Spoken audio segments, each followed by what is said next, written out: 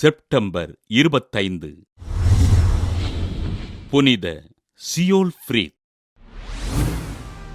கிபி 642 ஆண்டு பிறந்த சியோல்ஃப்ரீத் இறைபக்தியிலும் கல்வியிலும் சிறந்து விளங்கினார்.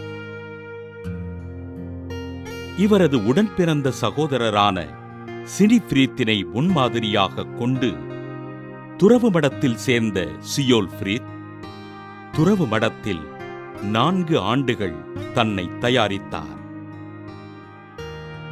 துறவற விதிமுறைகளை சரிவர கடைபிடித்து வாழ்ந்த சியோல்ஃப்ரீத் புனித வில்ஃப்ரிட் வழிநடத்திய ஆசீர்வாதப்பர் துறவு மடத்தில் சேர்ந்து நவத்துறவிகளை வழிநடத்தினார்.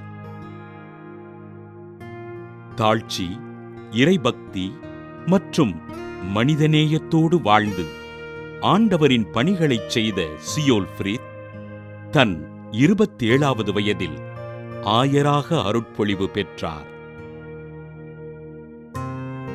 நார்த்தம்பிரியாவில் புனித பெனடிக்ட் பிஸ்கோ நிறுவியிருந்த 2 மடங்களுக்கு தலைவரான சியோல்ஃப்ரீத் துறவிகள் ஆண்டவரின் பணிகளை அர்ப்பணிப்போடு செய்வதற்கு ஊக்குவித்தார்.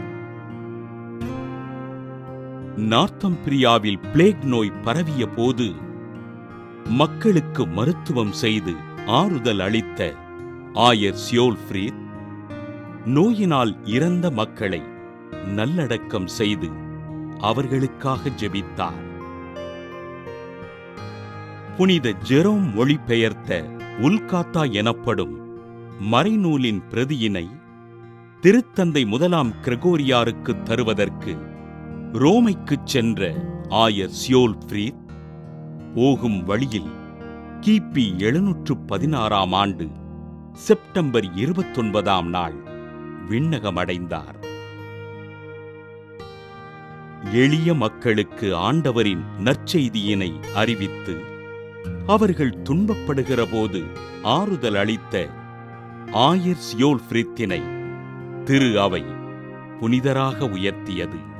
புனித சியோல்ஃப்ரீத் திருவிழாவினை கொண்டாடுகின்ற நாம் மருத்துவத் துறையினால் குணப்படுத்த முடியாத நோயினால் துன்புறுவோருக்காகவும் அவர்களின் உடலினை ஆண்டவர் தொட்டு குணப்படுத்தும்படியாகவும் ஜெபிப்போம்.